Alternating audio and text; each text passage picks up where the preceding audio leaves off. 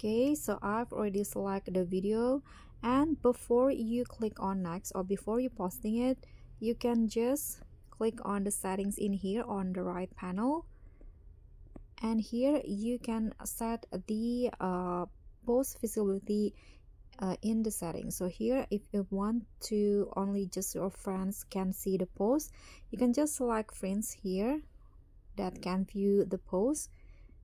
And if you want to make it private, you can select only you. Here you can also adjust the video privacy and also the AI generated content if you want. And you can just go back, and after that you can click on next and then just upload the video. So guys, that's how you can set the post visibility on TikTok before posting it.